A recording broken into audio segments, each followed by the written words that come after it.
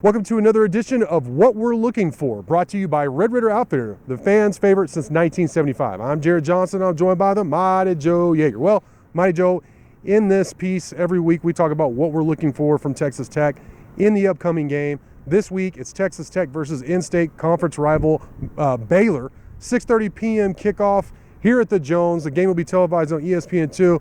It's a sellout, blacked-out game. Patrick Mahomes is coming home. We know there's a lot of juice for this one, but what are you looking for on the field, Mighty Joe, from Texas Tech? Yeah, look, Tech finally got it rolling with the turnovers Yes. against West Virginia, Yes. and we saw the result. What was it, 4-0? It was Tech 4-0. Oh, 4-0. Yes. Tech had six in 6 games, and then they got 4 against West Virginia.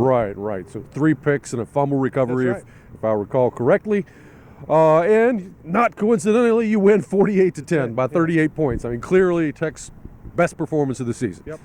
I'd like to see that become a trend. Yeah. Both the turnovers and the scores. Right. So I would like to see a continuation of that, and I think it's possible, at least in this game. Baylor is, I believe, -3 in turnovers Yeah. coming into this game. No, they're not that great.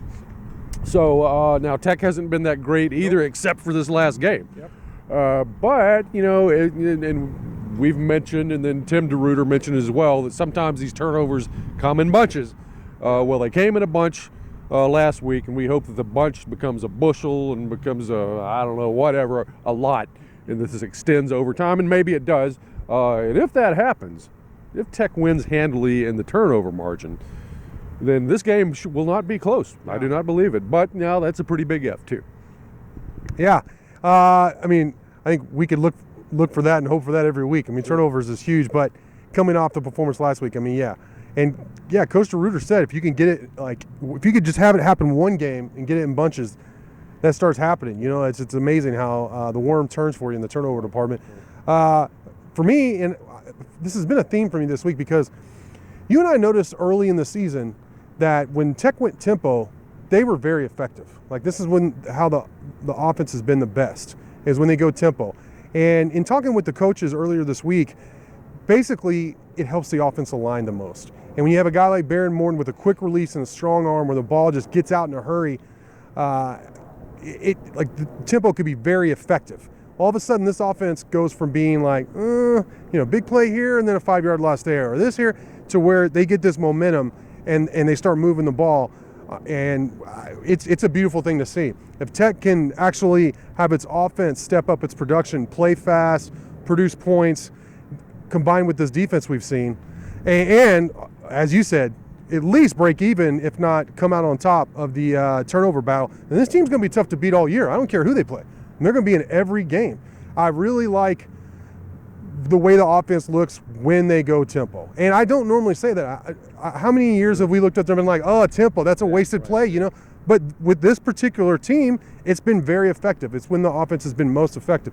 And I mentioned in the preview earlier this week that Baylor's front 6 and 7 is what I'm really scared of the most, that in the running game. But in terms of Tech's offense, they're going to have to handle some badasses, to be quite honest. And one way to do that is tire them out. Keep them on the field, run tempo, and then get after them before they're set. We saw that against West Virginia, and Baylor's going to be ready for it. But still, what can you do? I don't think you could do anything. As long as Tech doesn't sub a lot and they're actually moving the ball and running tempo, they're going to tire those guys out.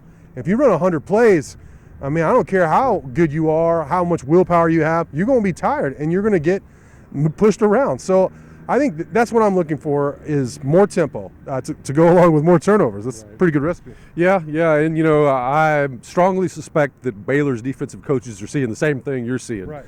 And they're probably worried about that too. You have to be. Yeah, and my guess is that what they're going to do is they're going to play more aggressively along the line of scrimmage than they ordinarily do, and they're really going to be sitting down on those wide receiver screens, tunnel screens, and stuff like that, and just try to blow it up before it can get moving and disrupt that stuff.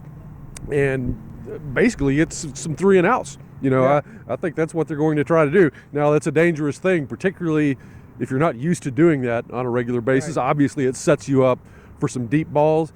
Now, if there's been one sort of chink in Baron Morton's armor, it's been hitting that deep ball. He's missed some open guys running down the field. So maybe that's what they try to do, gamble that Barron is off a little bit on the deep ball again, and that you can shut down that quick passing game. I think that's what they've got to try to do. That's one thing Tech works on, and everybody here runs this kind of offense, but I've seen Tech over and over again is run the screen game where they fake the screen and go deep too. So that's a big part. That's a big counter of the offense. So that's going to be an interesting chess match to watch, Mighty Joe. But great stuff from you as always. Thank you. Thank you all for watching, and until next time.